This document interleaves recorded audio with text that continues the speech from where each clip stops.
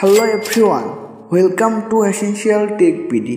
তো বর্তমান সময় আমরা এমন মানুষ খুব কমই আছি যে আমরা হোয়াটসঅ্যাপ অ্যাপসটি ইউজ করি না, কিন্তু আমরা অনেক সময় ভুলবশত হোয়াটসঅ্যাপ অ্যাপসটি ডিলিট করে থাকি।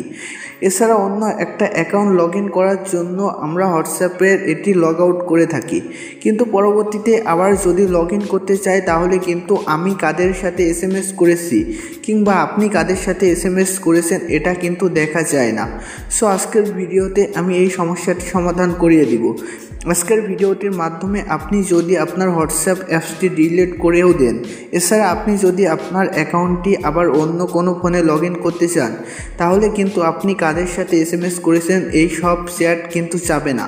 এছাড়া কেউ যদি আপনাকে ভিডিও কিংবা পিকচারও দিয়ে থাকে, সেগুলা কিন্তু ডিলিটও হবে না, শুধুমাত্র একটি মাত্র সেটিংস করার মাধ্যমে। সো বন্ধুরা, আপনি যদি হোয়াটসঅ্যাপ অ্যাপসটি ইউজ করে থাকেন তাহলে অবশ্যই আপনার হোয়াটসঅ্যাপে এই সেটিংসটি করে রাখবেন। সো ভিডিওটি কোনো রকম না টেনে দেখবেন, আর ভিডিওটি ভালো লাগলে একটি লাইক করবেন। আর আপনারা যদি এসেনশিয়াল টেক বিডিতে নতুন হয়ে থাকেন তাহলে অবশ্যই চ্যানেলটি সাবস্ক্রাইব করে দিবেন। সো বন্ধুরা, বেশি কথা না বলে ভিডিওটি শুরু করা যাক। বন্ধুরা, আপনার সর্বপ্রথম আপনার হোয়াটসঅ্যাপে প্রবেশ করবেন, তারপর আপনারা উপরে দেখবেন তিনটি ফুটা আছে, আপনারা এখানে ক্লিক করবেন। এখানে ক্লিক করার পর আপনারা এখানে দেখবেন সেটিংস বলে একটি অপশন আছে, আপনারা এখানে ক্লিক করবেন। সেটিংসে ক্লিক করার পর আপনারা একটু নিচে চলে আসবেন, এখানে আপনার প্রোফাইলটি শো হবে। সো তার নিচেই আপনারা দেখবেন চ্যাট বলে একটি অপশন আছে, আপনারা এখানে ক্লিক করবেন। চ্যাটে ক্লিক করার পর আপনার সামনে আবারও এমন একটি পেজ চলে আসবে, আপনারা একটু নিচে চলে আসবেন। একটু নিচে আসার পর আপনারা এখানে দেখবেন চ্যাট ব্রেকআপ বলে একটি অপশন আছে, আপনারা এখানে ক্লিক করবেন। এখানে ক্লিক করার পর আপনারা এখানে দেখবেন ব্রেকআপ বলে একটি অপশন আছে, আপনারা এখানে ক্লিক করবেন। এখানে ক্লিক করার পর আপনাদের সামনে একটু লোডিং নেবে, আপনারা ওয়েট করবেন।